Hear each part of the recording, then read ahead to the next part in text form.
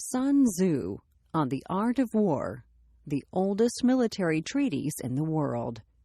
Translated from the Chinese by Lionel Giles, M.A., 1910. Chapter 1. Laying Plans. Sun Tzu said, "The art of war is of vital importance to the state. It is a matter of life and death, a road either to safety or to ruin.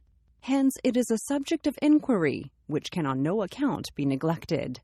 The art of war, then, is governed by 5 constant factors to be taken into account in one's deliberations when seeking to determine the conditions obtaining in the field. These are 1. The moral law, 2. Heaven, 3. Earth, 4. The commander, 5. Method and discipline. The moral law causes the people to be in complete accord with their ruler, so that they will follow him regardless of their lives, undismayed by any danger. Heaven signifies night and day, cold and heat, times and seasons. Earth comprises distances, great and small, danger and security, open ground and narrow passes, the chances of life and death. The commander stands for the virtues of wisdom, sincerity, benevolence, courage, and strictness. By method and discipline are to be understood the marshalling of the army in its proper subdivisions, the graduations of rank among the officers, the maintenance of roads by which supplies may reach the army, and the control of military expenditure. These 5 heads should be familiar to every general. He who knows them will be victorious. He who knows them not will fail. Therefore, in your deliberations, when seeking to determine the military conditions, let them be made the basis of a comparison, in this wise. Which of the 2 sovereigns is imbued with the moral law? Which of the 2 generals has most ability? With whom lie the advantages derived from heaven and earth? On which side is discipline most rigorously enforced? Which army is stronger? On which side are officers and men more highly trained? In which army is there the greater constancy both in reward and punishment?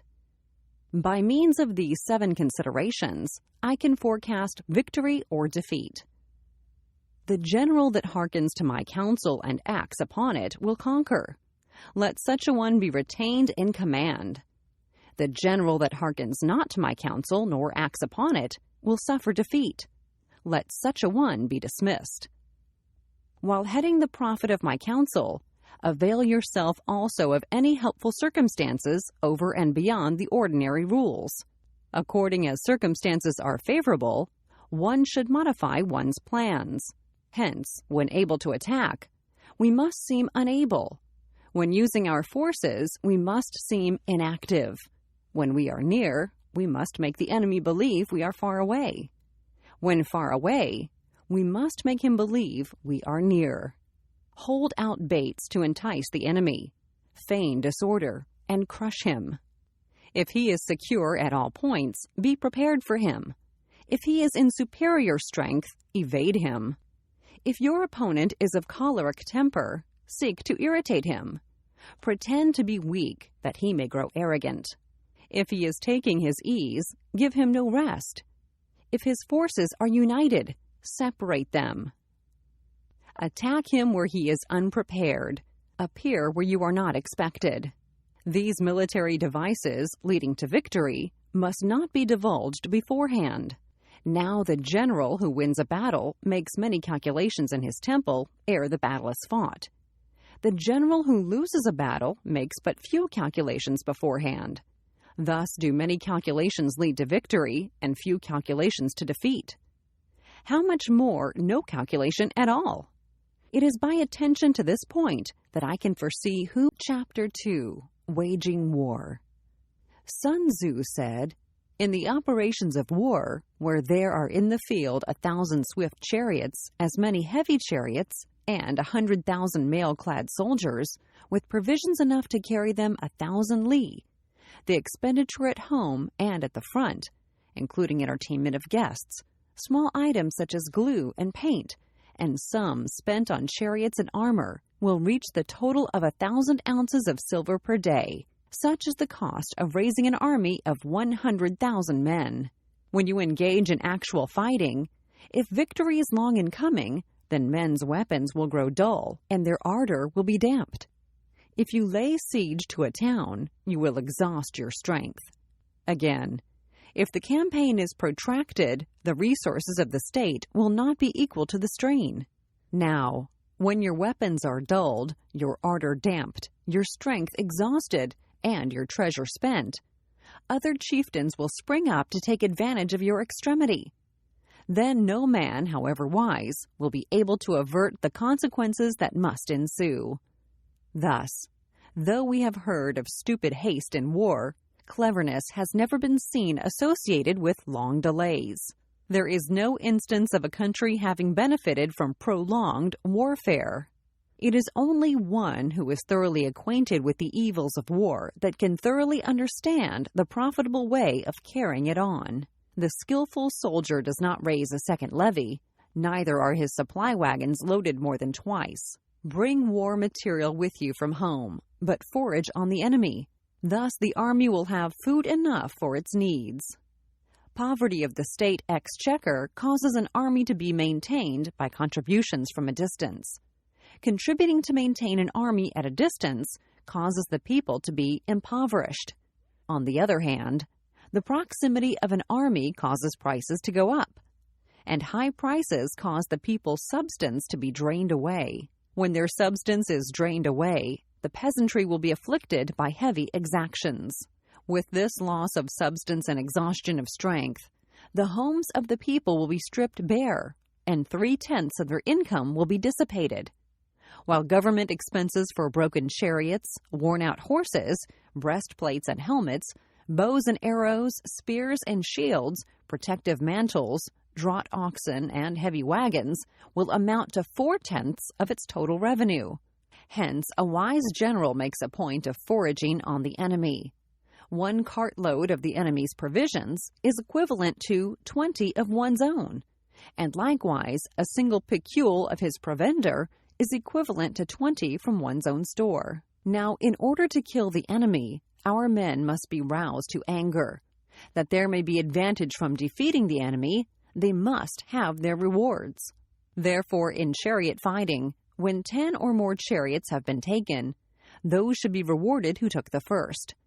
Our own flags should be substituted for those of the enemy, and the chariots mingled and used in conjunction with ours. The captured soldiers should be kindly treated and kept. This is called using the conquered foe to augment one's own strength. In war, then, let your great object be victory, not lengthy campaigns. Thus it may be known that the leader of armies is the arbiter of the people's fate, the man on whom it depends whether the nation shall be in peace or in peril. Chapter 3. Attack by Stratagem.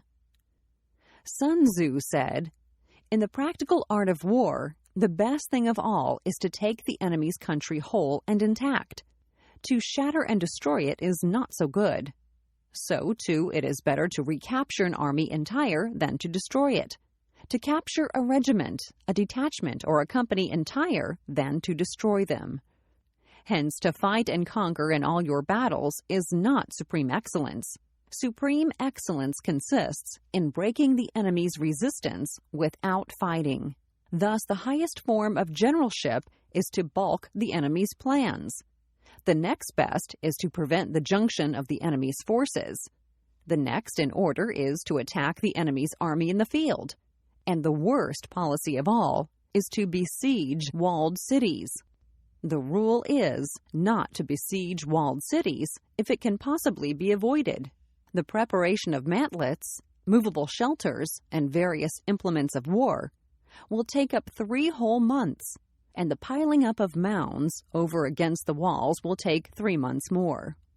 The general, unable to control his irritation, will launch his men to the assault like swarming ants, with the result that 1/3 of his men are slain, while the town still remains untaken. Such are the disastrous effects of a siege. Therefore, the skillful leader subdues the enemy's troops without any fighting.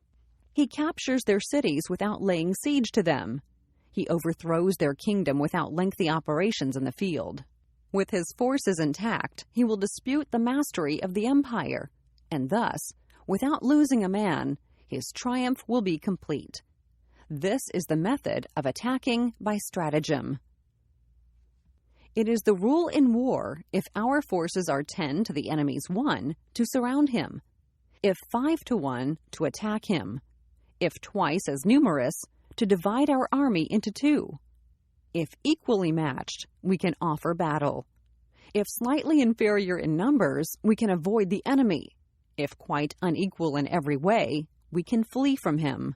Hence, though an obstinate fight may be made by a small force, in the end it must be captured by the larger force. Now the general is the bulwark of the state. If the bulwark is complete at all points, the state will be strong. If the bulwark is defective, the state will be weak. There are 3 ways in which a ruler can bring misfortune upon his army: by commanding the army to advance or to retreat, being ignorant of the fact that it cannot obey. This is called hobbling the army.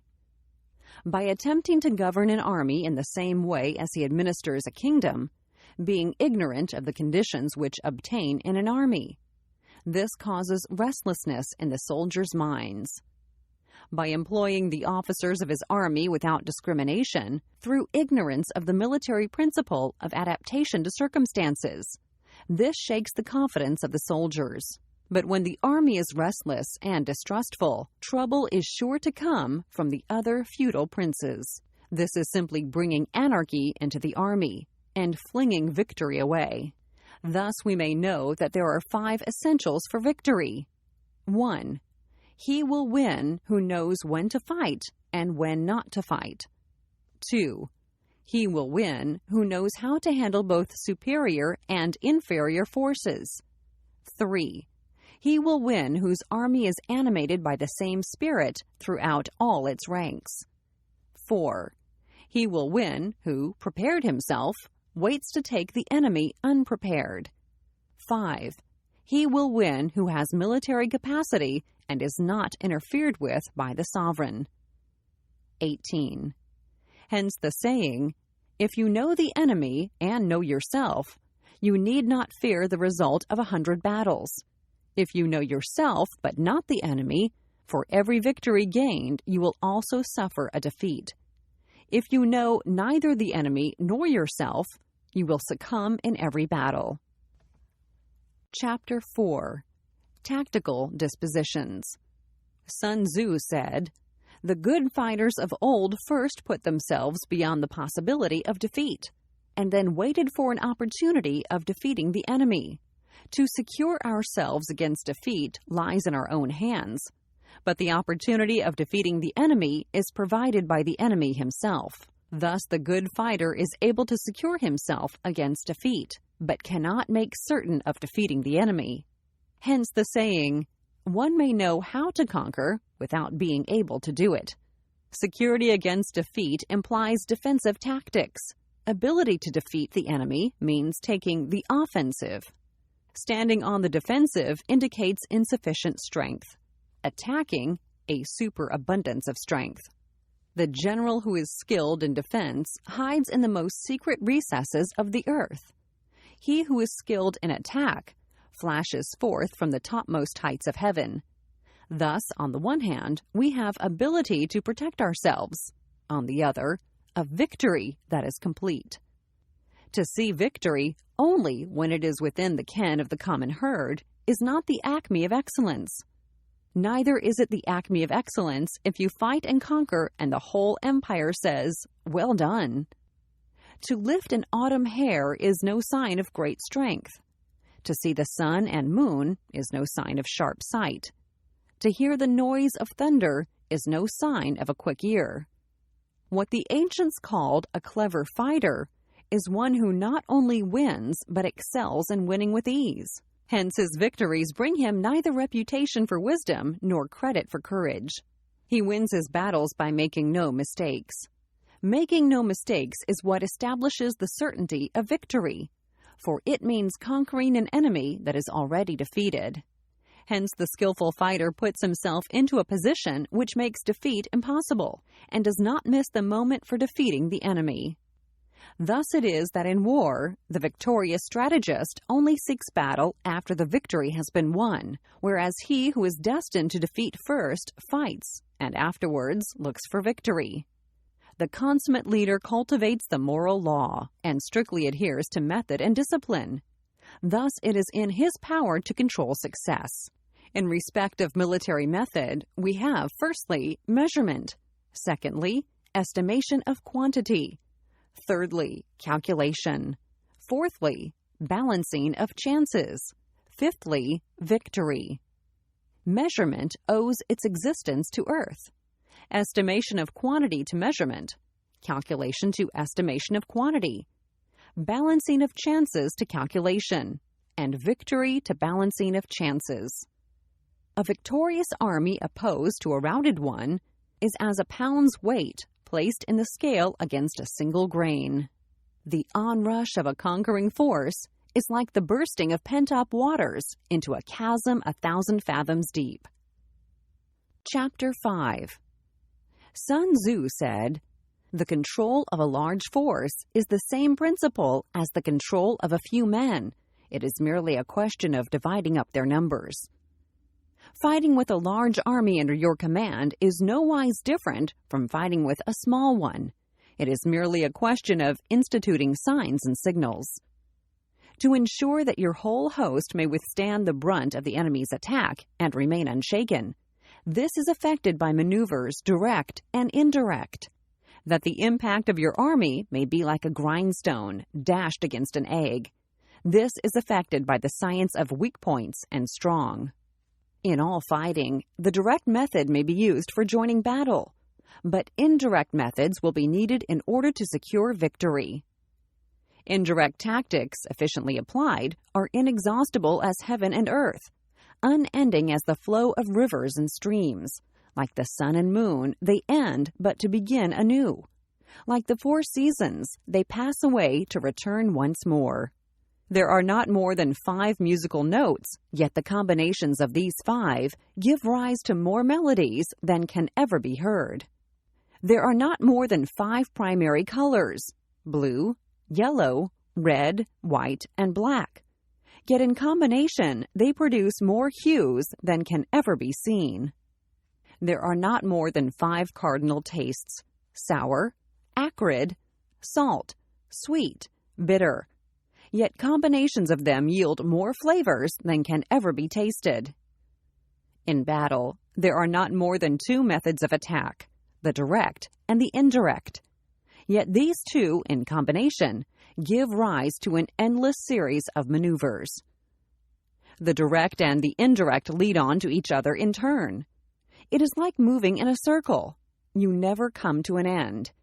Who can exhaust the possibilities of their combination? The onset of troops is like the rush of a torrent, which will even roll stones along in its course. The quality of decision is like the well-timed swoop of a falcon, which enables it to strike and destroy its victim. Therefore, the good fighter will be terrible in his onset and prompt in his decision. Energy may be likened to the bending of a crossbow, decision to the releasing of a trigger.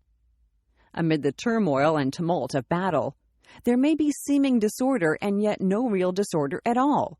Amid confusion and chaos, your array may be without head or tail, yet it will be proof against defeat.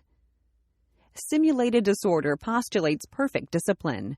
Simulated fear postulates courage. Simulated weakness postulates strength. Hiding order beneath the cloak of disorder is simply a question of subdivision. Concealing courage under a show of timidity presupposes a fund of latent energy. Masking strength with weakness is to be effected by tactical dispositions. Thus, one who is skillful at keeping the enemy on the move maintains deceitful appearances, according to which the enemy will act. He sacrifices something that the enemy may snatch at it. By holding out baits, he keeps him on the march. Then, with a body of picked men, he lies in wait for him. The clever combatant looks to the effect of combined energy and does not require too much from individuals. Hence his ability to pick out the right men and utilize combined energy. When he utilizes combined energy, his fighting men become, as it were, like unto rolling logs or stones. For it is the nature of a log or stone to remain motionless on level ground, and to move when on a slope. If four-cornered, to come to a standstill, but if round-shaped, to go rolling down. Thus, the energy developed by good fighting men is as the momentum of a round stone rolled down a mountain thousands of feet in height. So much on the subject of energy. Chapter 6. Weak Points and Strong. Sun Tzu said, "Whoever is first in the field and awaits the coming of the enemy will be fresh for the fight. Whoever is second in the field and has to hasten to battle will arrive exhausted." Therefore, the clever combatant imposes his will on the enemy, but does not allow the enemy's will to be imposed on him. By holding out advantages to him, he can cause the enemy to approach of his own accord, or, by inflicting damage, he can make it impossible for the enemy to draw near. If the enemy is taking his ease, he can harass him. If well supplied with food, he can starve him out. If quietly encamped, he can force him to move. Appear at points which the enemy must hasten to defend. March swiftly to places where you are not expected. An army may march great distances without distress, if it marches through country where the enemy is not. You can be sure of succeeding in your attacks if you only attack places which are undefended. You can ensure the safety of your defense if you only hold positions that cannot be attacked. Hence that general is skillful in attack whose opponent does not know what to defend, and he is skillful in defense whose opponent does not know what to attack. O divine art of subtlety and secrecy! Through you we learn to be invisible, through you inaudible, and hence we can hold the enemy's fate in our hands. You may advance and be absolutely irresistible if you make for the enemy's weak points. You may retire and be safe from pursuit if your movements are more rapid than those of the enemy. If we wish to fight, the enemy can be forced to an engagement even though he be sheltered behind a high rampart in a deep ditch. All we need do is attack some other place that he will be obliged to relieve. If we do not wish to fight, we can prevent the enemy from engaging us even though the lines of our encampment be merely traced out on the ground. All we need do is to throw something odd and unaccountable in his way. By discovering the enemy's dispositions and remaining invisible ourselves, we can keep our forces concentrated, while the enemy's must be divided. We can form a single united body, while the enemy must split up into fractions. Hence, there will be a whole pitted against separate parts of a whole, which means that we shall be many to the enemy's few. And if we are able thus to attack an inferior force with a superior one, our opponents will be in dire straits. The spot where we intend to fight must not be made known, for then the enemy will have to prepare against a possible attack at several different points, and his forces being thus distributed in many directions, the numbers we shall have to face at any given point will be proportionately few. For should the enemy strengthen his van, he will weaken his rear. Should he strengthen his rear, he will weaken his van. Should he strengthen his left, he will weaken his right. Should he weaken his right, he will weaken his left. If he sends reinforcements everywhere, he will everywhere be weak. Numerical weakness comes from having to prepare against possible attacks. Numerical strength from compelling our adversary to make these preparations against us. Knowing the place and the time of the coming battle, we may concentrate from the greatest distances in order to fight. But if neither time nor place be known, then the left wing will be impotent to succor the right equally impotent to succor the left, the van unable to relieve the rear, or the rear to support the van.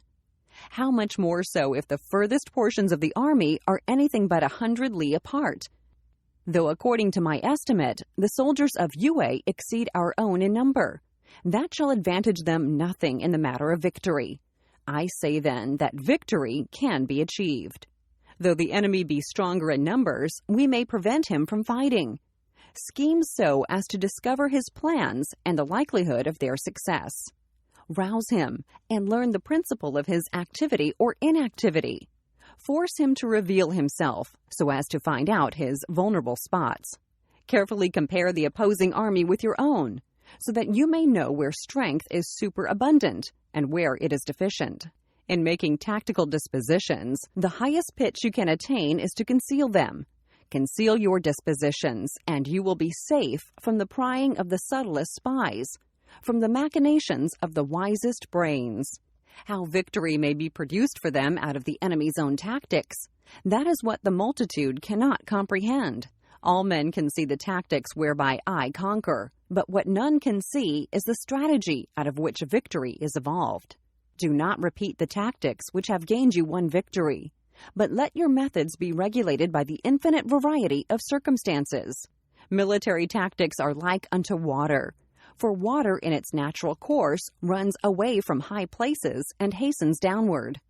So in war, the way is to avoid what is strong and to strike at what is weak. Water shapes its course according to the nature of the ground over which it flows.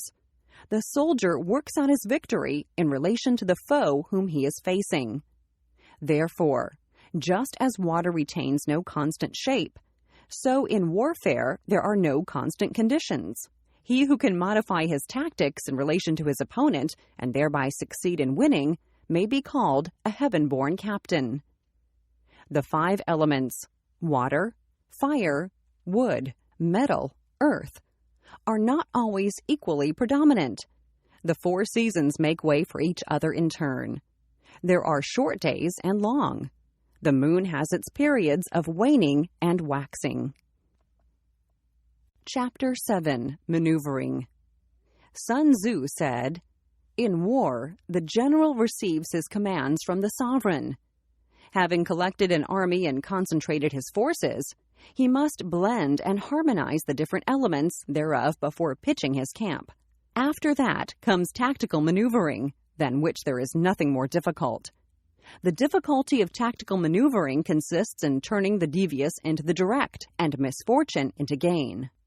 Thus, to take a long and circuitous route, after enticing the enemy out of the way, and though starting after him, to contrive to reach the goal before him, shows knowledge of the artifice of deviation. If you set a fully equipped army in march in order to snatch an advantage, the chances are that you will be too late. On the other hand, to detach a flying column for the purpose involves the sacrifice of its baggage and stores. Thus, if you order your men to roll up their buff coats and make forced marches without halting day or night, covering double the usual distance at a stretch, doing 100 li in order to wrest an advantage, the leaders of all your 3 divisions will fall into the hands of the enemy. The stronger men will be in front, the jaded ones will fall behind, and on this plan only 1/10 of your army will reach its destination. If you march 50 li in order to outmaneuver the enemy, you will lose the leader of your first division, and only half your force will reach the goal. If you march 30 li with the same object, 2/3 of your army will arrive. We may take it then that an army without its baggage train is lost. Without provisions, it is lost. Without bases of supply, it is lost. We cannot enter into alliances until we are acquainted with the designs of our neighbors. We are not fit to lead an army on the march unless we are familiar with the face of the country, its mountains and forests, its pitfalls and precipices, its marshes and swamps. We shall be unable to turn natural advantage to account unless we make use of local guides. In war, practice dissimulation and you will succeed. Whether to concentrate or to divide your troops must be decided by circumstances. Let your rapidity be that of the wind, your compactness that of the forest. In raiding and plundering, be like fire. In immovability, like a mountain. Let your plans be dark and impenetrable as night, and when you move, fall like a thunderbolt. When you plunder a countryside, let the spoil be divided amongst your men. When you capture new territory, cut it up into allotments for the benefit of the soldiery. Ponder and deliberate, before you make a move. He will conquer who has learned the artifice of deviation. Such is the art of maneuvering. The Book of Army Management says, "On the field of battle, the spoken word does not carry far enough. Hence the institution of gongs and drums. Nor can ordinary objects be seen clearly enough. Hence the institution of banners and flags. Gongs and drums, banners and flags are means whereby the ears and eyes of the host may be focused on one particular point. The host, thus forming a single united body, is it impossible either for the brave to advance alone or for the cowardly to retreat alone. This is the art of handling large masses of men. In night fighting, then, make much use of signal fires and drums, and in fighting by day, of flags and banners, as a means of influencing the ears and eyes of your army. A whole army may be robbed of its spirit. A commander-in-chief may be robbed of his presence of mind. Now a soldier's spirit is keenest in the morning. By noonday it has begun to flag, and in the evening his mind is bent only on returning to camp. A clever general, therefore, avoids an army when its spirit is keen, but attacks it when it is sluggish and inclined to return. This is the art of studying moods. Disciplined and calm, to await the appearance of disorder and hubbub amongst the enemy, this is the art of retaining self-possession. To be near the goal while the enemy is still far from it, to wait at ease while the enemy is toiling and struggling, to be well fed while the enemy is famished. This is the art of husbanding one's strength. To refrain from intercepting an enemy whose banners are in perfect order, to refrain from attacking an army drawn up in calm and confident array. This is the art of studying circumstances. It is a military axiom not to advance uphill against the enemy, nor to oppose him when he comes downhill. Do not pursue an enemy who simulates flight. Do not attack soldiers whose temper is keen. Do not swallow bait offered by the enemy. Do not interfere with an army that is returning home. When you surround an army, leave an outlet free. Do not press a desperate foe too hard. Such is the art of warfare. Chapter 8. Variation in Tactics. Sun Tzu said, "In war, the general receives his commands from the sovereign, collects his army, and concentrates his forces. When in difficult country, do not encamp.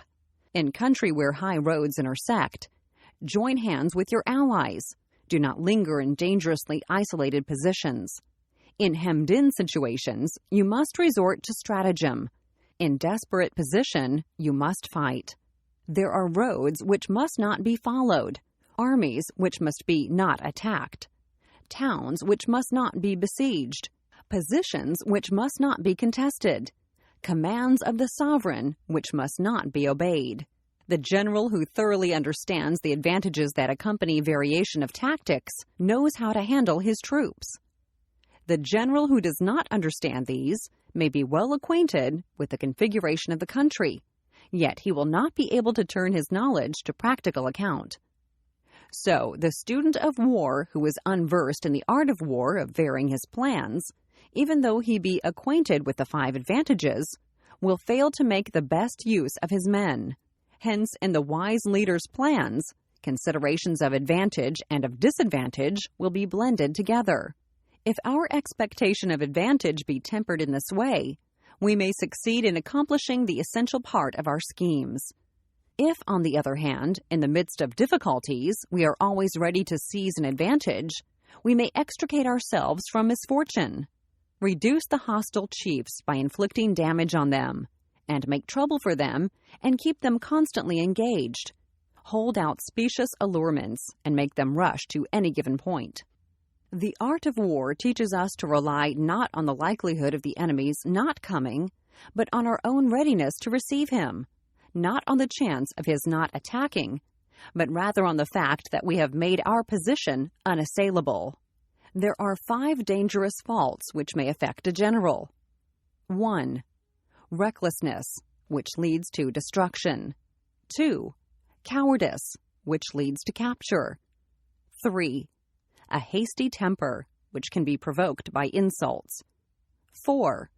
A delicacy of honor, which is sensitive to shame. 5. Over-solicitude for his men, which exposes him to worry and trouble. These are the 5 besetting sins of a general, ruinous to the conduct of war. When an army is overthrown and its leader slain, the cause will surely be found among these 5 dangerous faults. Let them be a subject of meditation. Chapter 9. The Army on the March. Sun Tzu said, "We come now to the question of encamping the army and observing signs of the enemy. Pass quickly over mountains and keep in the neighborhood of valleys. Camp in high places facing the sun. Do not climb heights in order to fight. So much for mountain warfare. After crossing a river, you should get far away from it. When an invading force crosses a river in its onward march, do not advance to meet it in midstream.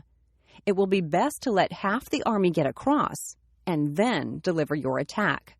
If you are anxious to fight, you should not go to meet the invader near a river which he has to cross. Moor your craft higher up than the enemy and facing the sun. Do not move upstream to meet the enemy. So much for river warfare.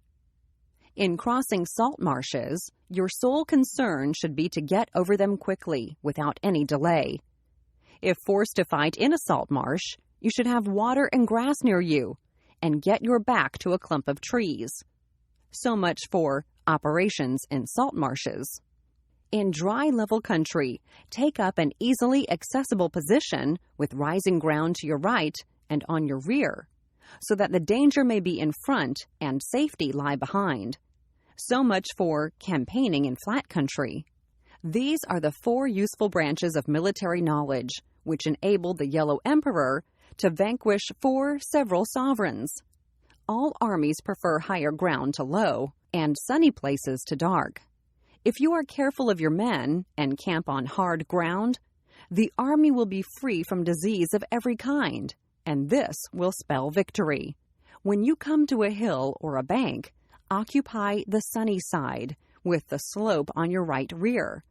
Thus you will at once act for the benefit of your soldiers and utilize the natural advantages of the ground. When, in consequence of heavy rains upcountry, a river which you wish to ford is swollen and flecked with foam, you must wait until it subsides. Country in which there are precipitous cliffs with torrents running between, deep natural hollows, confined places, tangled thickets, quagmires, and crevices, should be left with all possible speed and not approached. While we keep away from such places, we should get the enemy to approach them. While we face them, we should let the enemy have them on his rear. If in the neighborhood of your camp there should be any hilly country, ponds surrounded by aquatic grass, hollow basins filled with reeds, or woods with thick undergrowth, they must be carefully rooted out and searched, for these are places where men in ambush or insidious spies are likely to be lurking. When the enemy is close at hand and remains quiet, he is relying on the natural strength of his position. When he keeps aloof and tries to provoke a battle, he is anxious for the other side to advance. If his place of encampment is easy of access, he is tendering a bait. Movement amongst the trees of a forest shows that the enemy is advancing. The appearance of a number of screens in the midst of thick grass means that the enemy wants to make us suspicious. The rising of birds in their flight is the sign of an ambuscade. Startled beasts indicate that a sudden attack is coming. When there is dust rising in a high column, it is the sign of chariots advancing. When the dust is low but spread over a wide area, it betokens the approach of infantry. When it branches out in different directions, it shows that parties have been sent to collect firewood. A few clouds of dust moving to and fro signify that the army is encamping. Humble words and increased preparations are signs that the enemy is about to advance. Violent language and driving forward, as if to the attack, are signs that he will retreat. When the light chariots come out first and take up a position on the wings, it is a sign that the enemy is forming for battle. Peace proposals, unaccompanied by a sworn covenant, indicate a plot. When there is much running about and the soldiers fall into rank, it means that the critical moment has come. When some are seen advancing and some retreating, it is a lure. When the soldiers stand leaning on their spears, they are faint from want of food. If those who are sent to draw water begin by drinking themselves, the army is suffering from thirst. If the army sees an advantage to be gained and makes no effort to secure it, the soldiers are exhausted. If birds gather on any spot, it is unoccupied. Clamor by night betokens nervousness. If there is disturbance in the camp, the general's authority is weak. If the banners and flags are shifted about, sedition is afoot. If the officers are angry, it means that the men are weary. When an army feeds its horses with grain and kills its cattle for food, and when the men do not hang their cooking pots over the campfires, showing that they will not return to their tents, you may know that they are determined to fight to the death. The sight of men whispering together in small knots, or speaking in subdued tones, points to disaffection amongst the rank and file. Too frequent rewards signify that the enemy is at the end of his resources. Too many punishments betray a condition of dire distress. To begin by bluster, but afterwards to take fright at the enemy's numbers, shows a supreme lack of intelligence. When envoys are sent with compliments in their mouths, it is a sign that the enemy wishes for a truce. If the enemy's troops march up angrily and remain facing ours for a long time without either joining battle or taking themselves off again, the situation is one that demands great vigilance and circumspection. If our troops are no more in number than the enemy, that is amply sufficient. It only means that no direct attack can be made. What we can do is simply to concentrate all our available strength, keep a close watch on the enemy, and obtain reinforcements. He who exercises no forethought but makes light of his opponents is sure to be captured by them. If soldiers are punished before they have grown attached to you, they will not prove submissive, and, unless submissive, then will be practically useless. If, when the soldiers have become attached to you, punishments are not enforced, they will still be useless. Therefore, soldiers must be treated in the first instance with humanity, but kept under control by means of iron discipline. This is a certain road to victory. If in training, soldiers' commands are habitually enforced, the army will be well disciplined. If not, its discipline will be bad.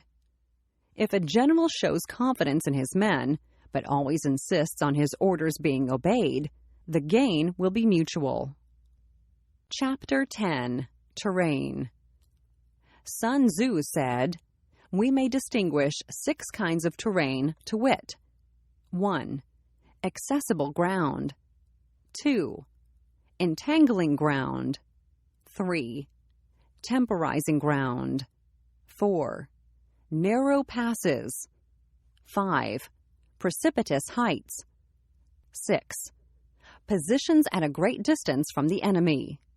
Ground which can be freely traversed by both sides is called accessible. With regard to ground of this nature, be before the enemy in occupying the raised and sunny spots, and carefully guard your line of supplies. Then you will be able to fight with advantage. Ground which can be abandoned but is hard to reoccupy is called entangling. From a position of this sort, if the enemy is unprepared, you may sally forth and defeat him.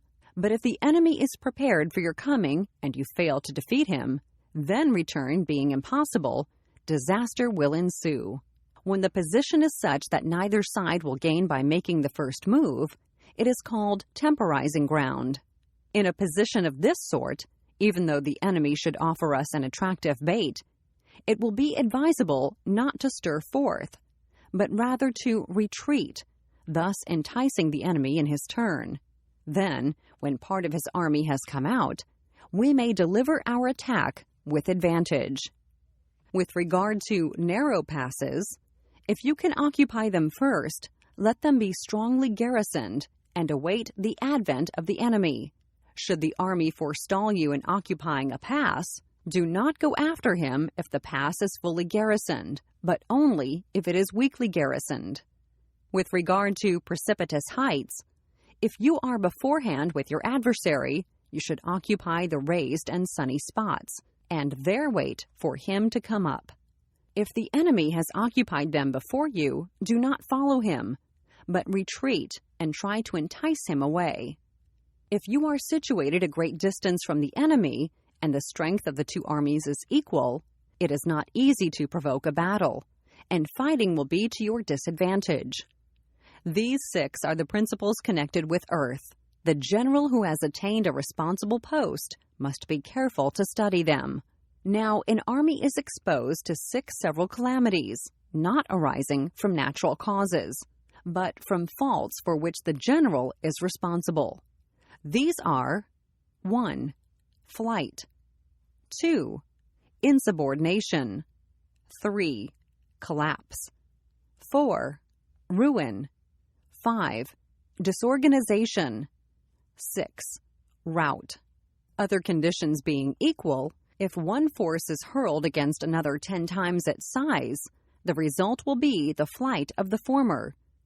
When the common soldiers are too strong and the officers too weak, the result is insubordination. When the officers are too strong and the common soldiers too weak, the result is collapse. When the higher officers are angry and insubordinate, and on meeting the enemy give battle on their own account from a feeling of resentment, before the commander-in-chief can tell whether or not he is in a position to fight, the result is ruin. When the general is weak and without authority, when his orders are not clear and distinct, when there are no fixed duties assigned to officers and men, and the ranks are formed in a slovenly, haphazard manner, the result is utter disorganization.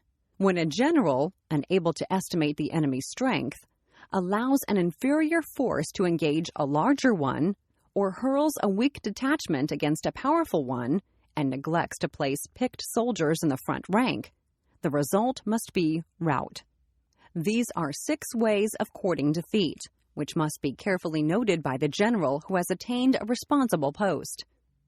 The natural formation of the country is the soldier's best ally, but a power of estimating the adversary, of controlling the forces of victory, and of shrewdly calculating difficulties, dangers, and distances, constitutes the test of a great general.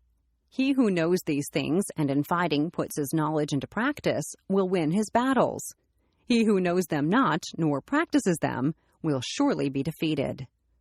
If fighting is sure to result in victory, then you must fight, even though the ruler forbid it. If fighting will not result in victory, then you must not fight, even at the ruler's bidding. The general who advances without coveting fame and retreats without fearing disgrace, whose only thought is to protect his country and do good service for his sovereign, is the jewel of the kingdom. Regard your soldiers as your children, and they will follow you into the deepest valleys. Look upon them as your own beloved sons, and they will stand by you even unto death. If, however, you are indulgent but unable to make your authority felt, kind-hearted but unable to enforce your commands, and incapable, moreover, of quelling disorder, then your soldiers must be likened to spoilt children. They are useless for any practical purpose. If we know that our own men are in a condition to attack, but we are unaware that the enemy is not open to attack, we have gone only halfway towards victory.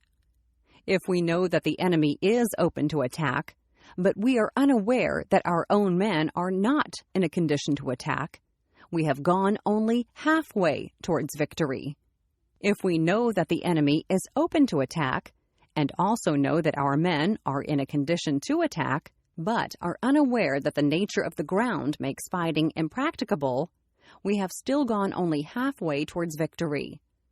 Hence, the experienced soldier, once in motion, is never bewildered.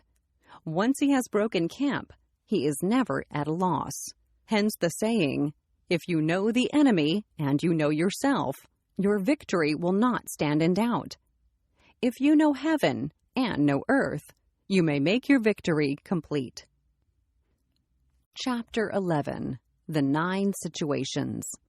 Sun Tzu said, "The art of war recognizes 9 varieties of ground: dispersive ground, facile ground, contentious ground, open ground, ground of intersecting highways, serious ground, difficult ground, hemmed-in ground, desperate ground. When a chieftain is fighting in his own territory, it is dispersive ground. When he has penetrated into hostile territory, but to no great distance, it is facile ground. Ground, the possession of which imports great advantage to either side, is contentious ground. Ground on which each side has liberty of movement is open ground. Ground which forms the key to 3 contiguous states, so that he who occupies it first has most of the empire at his command, is a ground of intersecting highways. When an army has penetrated into the heart of a hostile country, leaving a number of fortified cities in its rear, it is serious ground. Mountain forests, rugged steeps, marshes, and fens, all country that is hard to traverse. This is difficult ground. Ground which is reached through narrow gorges, and from which we can only retire by tortuous paths, so that a small number of the enemy would suffice to crush a large body of our men. This is hemmed-in ground. Ground on which we can only be saved from destruction by fighting without delay is desperate ground. On dispersive ground, therefore, fight not. On facile ground, halt not. On contentious ground, attack not.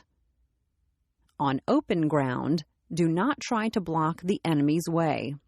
On open ground, do not try to block the enemy's way. On the ground of intersecting highways, join hands with your allies. On serious ground, gather in plunder. In difficult ground, keep steadily on the march. On hemmed-in ground, resort to stratagem. On desperate ground, fight. Those who were called skillful leaders of old knew how to drive a wedge between the enemy's front and rear, to prevent cooperation between his large and small divisions, to hinder the good troops from rescuing the bad, the officers from rallying their men. When the enemy's men were united, they managed to keep them in disorder. When it was to their advantage, they made a forward move. When otherwise, they stopped still. If asked how to cope with a great host of the enemy in orderly array and on the point of marching to the attack, I should say, begin by seizing something which your opponent holds dear. Then he will be amenable to your will. Rapidity is the essence of war. Take advantage of the enemy's unreadiness, make your way by unexpected routes, and attack unguarded spots. The following are the principles to be observed by an invading force. The further you penetrate into a country, the greater will be the solidarity of your troops, and thus the defenders will not prevail against you. Make forays into fertile country in order to supply your army with food. Carefully study the well-being of your men, and do not overtax them. Concentrate your energy and hoard your strength. Keep your army continually on the move, and devise unfathomable plans. Throw your soldiers into positions whence there is no escape, and they will prefer death to flight. If they will face death, there is nothing they may not achieve. Officers and men alike will put forth their uttermost strength. Soldiers, when in desperate straits, lose the sense of fear. If there is no place of refuge, they will stand firm. If they are in hostile country, they will show a stubborn front. If there is no help for it, they will fight hard. Thus, without waiting to be marshaled, the soldiers will be constantly on the qui-vive. Without wanting to be asked, they will do your will. Without restrictions, they will be faithful. Without giving orders, they can be trusted. Prohibit the taking of omens, and do away with superstitious doubts. Then, until death itself comes, no calamity need be feared.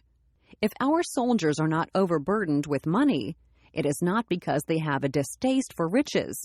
If their lives are not unduly long, it is not because they are disinclined to longevity.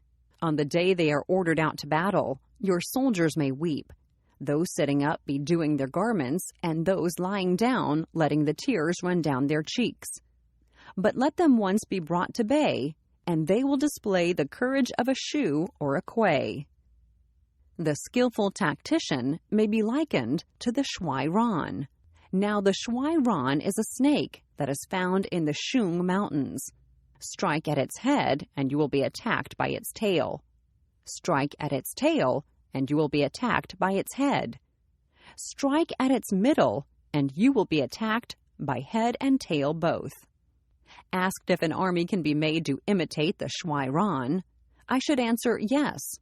For the men of Wu and the men of Yue are enemies.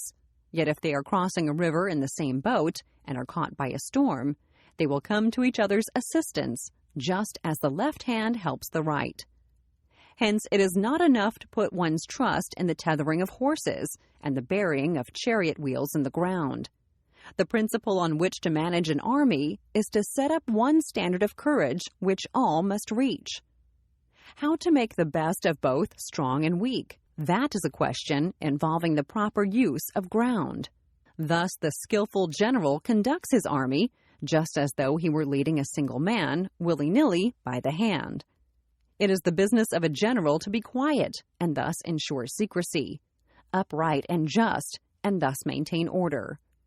He must be able to mystify his officers and men by false reports and appearances, and thus keep them in total ignorance. By altering his arrangements and changing his plans, he keeps the enemy without definite knowledge. By shifting his camp and taking circuitous routes, he prevents the enemy from anticipating his purpose. At the critical moment, the leader of an army acts like one who has climbed up a height and then kicks away the ladder behind him. He carries his men deep into hostile territory before he shows his hand. He burns his boats and breaks his cooking pots. Like a shepherd driving a flock of sheep, he drives his men this way and that, and nothing knows whither he is going. To muster his host and bring it into danger, this may be termed the business of the general. The different measures suited to the 9 varieties of ground, the expediency of aggressive or defensive tactics, and the fundamental laws of human nature. These are things that must most certainly be studied. When invading hostile territory, the general principle is that penetrating deeply brings cohesion. Penetrating but a short way means dispersion. When you leave your own country behind and take your army across neighborhood territory, you find yourself on critical ground. When there are means of communication on all 4 sides, the ground is one of intersecting highways. When you penetrate deeply into a country, it is serious ground. When you penetrate but a little way, it is facile ground. When you have the enemy's strongholds on your rear and narrow passes in front, it is hemmed-in ground. When there is no place of refuge at all, it is desperate ground. Therefore, on dispersive ground, I would inspire my men with unity of purpose. On facile ground, I would see that there is close connection between all parts of my army. On contentious ground, I would hurry up my rear. On open ground, I would keep a vigilant eye on my defenses. On ground of intersecting highways, I would consolidate my alliances. On serious ground, On serious ground, I would try to ensure a continuous stream of supplies. On difficult ground, I would keep pushing on along the road. On hemmed-in ground, I would block any way of retreat. On desperate ground, I would proclaim to my soldiers the hopelessness of saving their lives. For it is the soldier's disposition to offer an obstinate resistance when surrounded, to fight hard when he cannot help himself, and to obey promptly when he has fallen into danger. We cannot enter into alliance with neighboring princes until we are acquainted with their designs. We are not fit to lead an army on the march unless we are familiar with the face of the country, its mountains and forests, its pitfalls and precipices, its marshes and swamps. We shall be unable to turn natural advantages to account unless we make use of local guides. To be ignored of any one of the following 4 or 5 principles does not befit a warlike prince. When a warlike prince attacks a powerful state, his generalship shows itself in preventing the concentration of the enemy's forces. He overawes his opponents, and their allies are prevented from joining against him. Hence, he does not strive to ally himself with all and sundry, nor does he foster the power of other states. He carries out his own secret designs, keeping his antagonists in awe. Thus, he is able to capture their cities and overthrow their kingdoms. Bestow rewards without regard to rule. Issue orders without regard to previous arrangements, and you will be able to handle a whole army as though you had to do with but a single man. Confront your soldiers with the deed itself. Never let them know your design. When the outlook is bright, bring it before their eyes, but tell them nothing when the situation is gloomy. Place your army in deadly peril, and it will survive. Plunge it into desperate straits, and it will come off in safety. For it is precisely when a force has fallen into harm's way that it is capable of striking a blow for victory. Success in warfare is gained by carefully accommodating ourselves to the enemy's purpose. By persistently hanging on the enemy's flank, we shall succeed in the long run in killing the commander-in-chief. This is called ability to accomplish a thing by sheer cunning. On the day that you take up your command, block the frontier passes, destroy the official tallies, and stop the passage of all emissaries. Be stern in the council chamber, so that you may control the situation. If the enemy leaves a door open, you must rush in. Forestall your opponent by seizing what he holds dear, and subtly contrive to time his arrival on the ground. Walk in the path defined by rule, and accommodate yourself to the enemy until you can fight a decisive battle. At first, then, exhibit the coyness of a maiden until the enemy gives you an opening. Afterwards, emulate the rapidity of a running hare, and it will be too late for the enemy to oppose you. Chapter 12. The Attack by Fire. Sun Tzu said, "There are 5 ways of attacking with fire. The first is to burn soldiers in their camp. The second is to burn stores. The third is to burn baggage trains. The fourth is to burn arsenals and magazines. The fifth is to hurl dropping fire amongst the enemy. In order to carry out an attack, we must have means available. The material for raising fire should always be kept in readiness. There is a proper season for making attacks with fire, and special days for starting a conflagration. The proper season is when the weather is very dry. The special days are those when the moon is in the constellations of the sieve, the wall, the wing, or the crossbar, for those 4 are all days of rising wind. In attacking with fire, one should be prepared to meet 5 possible developments. 1. When fire breaks out inside to enemy's camp, respond at once with an attack from without. 2. If there is an outbreak of fire, but the enemy's soldiers remain quiet, bide your time and do not attack. 3. When the force of the flames has reached its height, follow it up with an attack, if that is practicable. If not, stay where you are. 4. If it is possible to make an assault with fire from without, do not wait for it to break out within, but deliver your attack at a favorable moment. 5.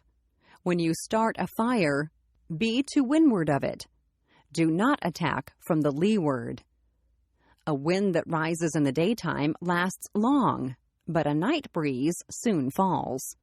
In every army, the 5 developments connected with fire must be known, the movements of the stars calculated, and a watch kept for the proper days. Hence, those who use fire as an aid to the attack show intelligence. Those who use water as an aid to the attack gain an accession of strength. By means of water, an enemy may be intercepted, but not robbed of all his belongings.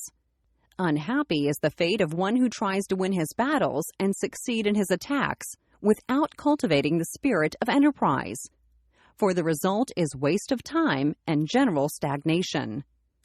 Hence the saying, "The enlightened ruler lays his plans well ahead. The good general cultivates his resources."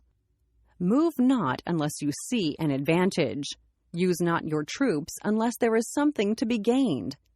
Fight not unless the position is critical. No ruler should put troops into the field merely to gratify his own spleen. No general should fight a battle simply out of pique. If it is to your advantage, make a forward move. If not, stay where you are. Anger may in time change to gladness. Vexation may be succeeded by content. But a kingdom that has once been destroyed can never come again into being, nor can the dead ever be brought back to life. Hence the enlightened ruler is heedful, and the good general full of caution. This is the way to keep a country at peace and an army intact.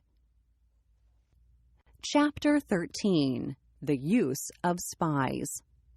Sun Tzu said, "Raising a host of 100,000 men and marching them great distances entails heavy loss on the people and a drain on the resources of the state. The daily expenditure will amount to 1,000 ounces of silver. There will be commotion at home and abroad, and men will drop down exhausted on the highways. As many as 700,000 families will be impeded in their labor. Hostile armies may face each other for years, striving for the victory which is decided in a single day. This being so, to remain in ignorance of the enemy's condition, simply because one grudges the outlay of 100 ounces of silver in honors and emoluments, is the height of inhumanity. One who acts thus is no leader of men, no present help to his sovereign, no master of victory. Thus, what enables the wise sovereign and the good general to strike and conquer, and achieve things beyond the reach of ordinary men, is foreknowledge. Now this foreknowledge cannot be elicited from spirits. It cannot be obtained inductively from experience, nor by any deductive calculation. Knowledge of the enemy's dispositions can only be obtained from other men. Hence the use of spies, of whom there are 5 classes. 1. Local spies. 2. Inward spies. 3.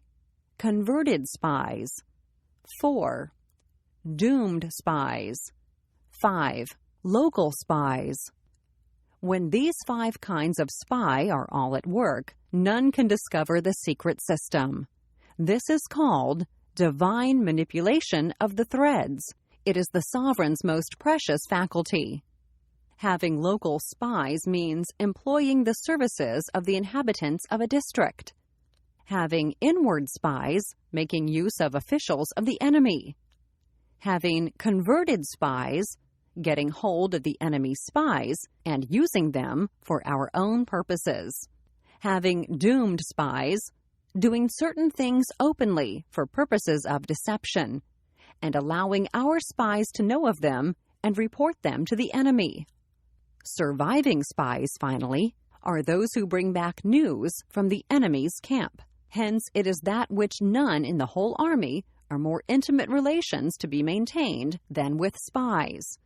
None should be more liberally rewarded. In no other business should greater secrecy be preserved. Spies cannot be usefully employed without a certain intuitive sagacity. They cannot be properly managed without benevolence and straightforwardness. Without subtle ingenuity of mind, one cannot make certain of the truth of their reports. Be subtle, and use your spies for every kind of business. If a secret piece of news is divulged by a spy before the time is ripe, he must be put to death together with the man to whom the secret was told. Whether the object be to crush an army, to storm a city, or to assassinate an individual, it is always necessary to begin by finding out the names of the attendants, the aides de camp, and doorkeepers and sentries of the general in command. Our spies must be commissioned to ascertain these. The enemy's spies who have come to spy on us must be sought out, tempted with bribes, led away and comfortably housed. Thus they will become converted spies and available for our service. It is through the information brought by the converted spy that we are able to acquire and employ local and inward spies. It is owing to his information, again, that we can cause the doomed spy to carry false tidings to the enemy. Lastly, it is by his information that the surviving spy can be used on appointed occasions.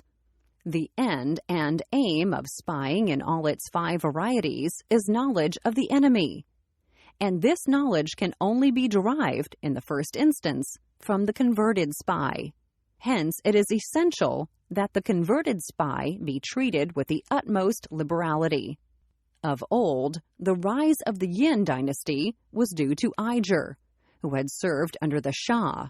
Likewise, the rise of the Shou dynasty was due to Luyar, who had served under the Yin. Hence, it is only the enlightened ruler and the wise general who will use the highest intelligence of the army for purposes of spying, and thereby they achieve great results. Spies are a most important element in water, because on them depends an army's ability to move.